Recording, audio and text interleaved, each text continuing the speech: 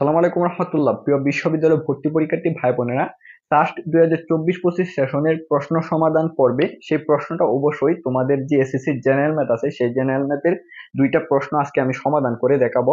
তো প্রশ্ন সমাধানের ক্ষেত্রে প্রথমে তোমাদেরকে প্রশ্নটা পড়তে হবে, প্রশ্ন পড়ে ওই প্রশ্নে যে ডিরেকশন দেওয়া আছে সেই অনুযায়ী কিন্তু আগাতে হবে। তো এখানে যে 45 নম্বর প্রশ্নটা দেখতে পাচ্ছ, এই প্রশ্নটা কিন্তু তোমাদের মেইন বই থেকে করেছে, যার প্রমাণ কিন্তু আমি এখানে লিখে রেখেছি যে লেসন নাম্বার 16.3 এক্সাম্পল হচ্ছে 21 পেজ নাম্বার 314 থেকে কিন্তু এই প্রশ্নটা করা হয়েছে। তো এখান থেকে তোমরা আইডিয়া পাইতেছো যে সাস্ট কিন্তু বাইরে থেকে প্রশ্ন করে না, মেইন বই থেকে প্রশ্ন করবে।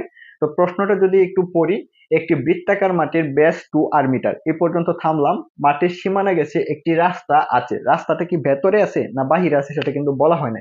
এখন তুমি যদি এই পর্যন্ত পড়েই ম্যাথের কাজ শুরু করে দাও তবে কিন্তু সমস্যায় পড়বে, প্রশ্নটা সম্পূর্ণ পড়তে হবে।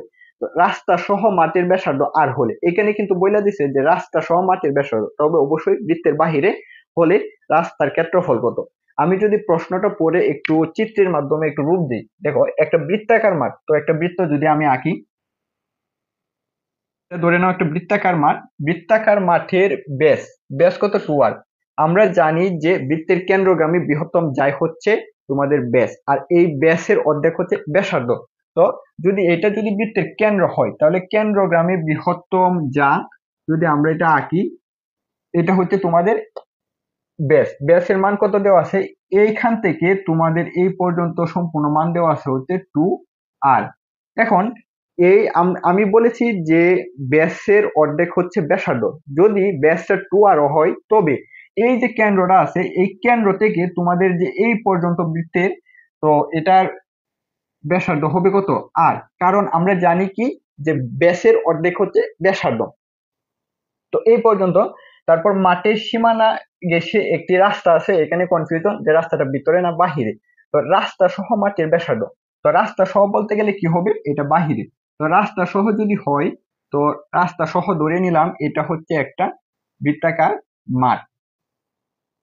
রাস্তা সহ বৃত্তাকার মাঠের ব্যাসার্ধ, এইখান থেকে তোমার যে এই পর্যন্ত একটা ব্যাসার্ধটা আছে, এটার ব্যাসার্ধ হচ্ছে কত আর।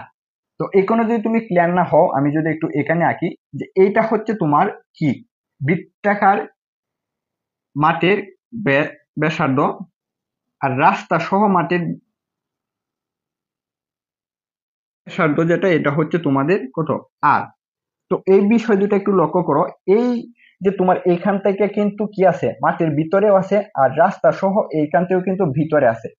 যদি আমরা এই রাস্তা সহ মাঠের ক্ষেত্রফল থেকে মাঠের যে ক্ষেত্রফল এই যে আর আছে এই আরটা ব্যবহার করিয়া যদি এইখান থেকে এটা আমরা কি করে দিই, বাদ দিয়ে দিই, তাহলে কিন্তু কিসের মানটা বের হয়ে যাইতেছে, এই যে এখানে যে রাস্তা আছে সেই রাস্তার রাস্তার ক্ষেত্রফলটা কিন্তু বের হয়ে যাবে।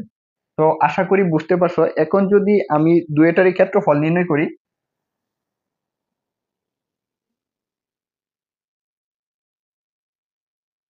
মাঠের ক্ষেত্রফল ইকুয়াল টু হচ্ছে, আমরা ক্ষেত্রফলের সূত্র কি জানি, বৃত্তাকার কিন্তু মাঠ, তো বৃত্তাকার দেখে এটার ক্ষেত্রফল হচ্ছে পাই আর স্কোয়ার। তো পাই আর এর মান দেওয়া আছে পাই আর স্কোয়ার মিটার।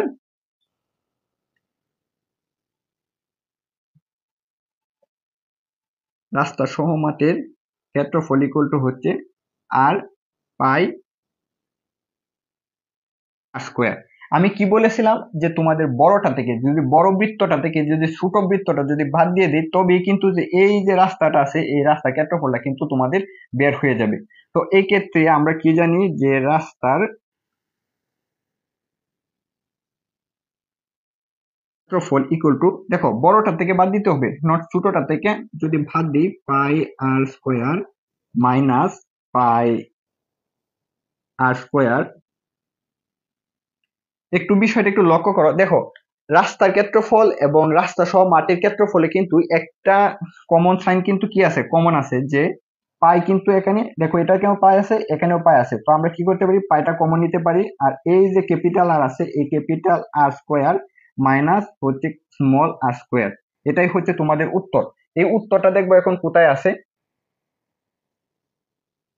দেখো 1 নম্বর উত্তর হচ্ছে পাই ইন্টু আর মাইনাস স্মল আর, না এটা উত্তর হবে না। তো বি নাম্বার কি পাই ইন্টু আর স্কোয়ার মাইনাস আর স্কোয়ার, এটাই হচ্ছে উত্তর। তো উত্তর হচ্ছে বি। তার পরবর্তী হচ্ছে তোমাদের যে 46 নাম্বার ম্যাথ, এটাও কিন্তু তোমাদের বই থেকে এসেছে। তার প্রমাণ হচ্ছে যে ম্যাথটা এসেছে তোমাদের লেসন হচ্ছে 13, এক্সাম্পল 2, পেজ নাম্বার হচ্ছে 251। এখন এই অঙ্কটা সমাধানের ক্ষেত্রে প্রথমে আমাদের অঙ্কটাকে কিন্তু পড়তে হবে। তো অঙ্কটা যদি আমরা পড়ি যে 8 plus 11 plus 14 plus 17 dot dot dot ধারাটির কোন পদ 392তম। এই প্রশ্নটা পড়ার পর আমাদের মাথায় সেন্স এসছে যে এটা একটা ধারা, কোন দ্বারা এটা কিন্তু আমরা জানি না। এটা পরবর্তীতে আমরা দেখবো এটা সমান্তর না গুণোত্তর দ্বারা। ধারাটির কোন পদ 392তম, একটা পদ দেওয়া আছে, এই পদটা অবশ্যই কি যে সাধারণ পদ, সেটা হইতে পারে শেষ পদ। তো আমরা n তম পদের সূত্র জানি, equal to a plus -1 into D.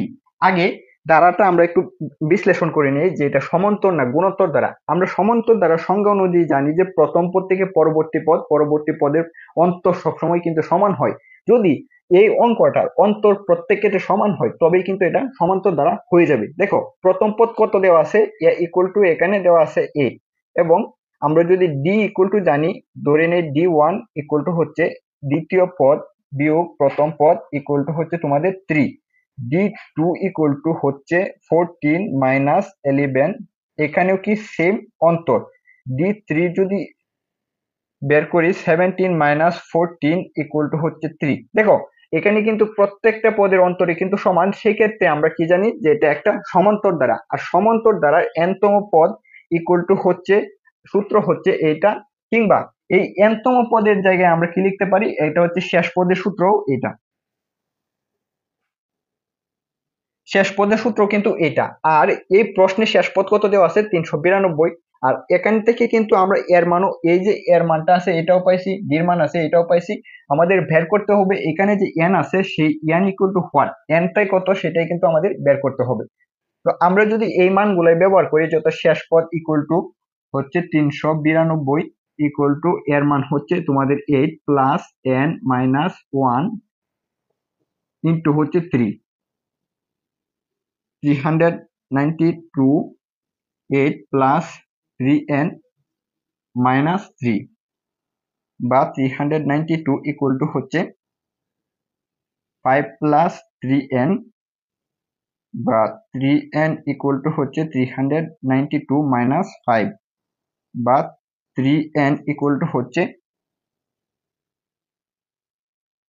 387। এখন যদি এখানে যে তোমার 387 আছে, 387কে যদি 3 দ্বারা ভাগ করো সেক্ষেত্রে n ইকুয়াল টু হয়ে যাবে 129। অর্থাৎ এই n হচ্ছে 129তম পদ হচ্ছে কত 392। তোমাদের অপশনে যেটা আছে বি নাম্বারে 129 হয়েছে, সেই ক্ষেত্রে উত্তর হচ্ছে তোমাদের বি। এই হচ্ছে তোমাদের দুইটা প্রশ্নের সমাধান। পরবর্তী সমাধান পাওয়ার জন্য তোমাদের প্রয়োজন হবে এই জুবাইর ইংলিশ একাডেমির সাথে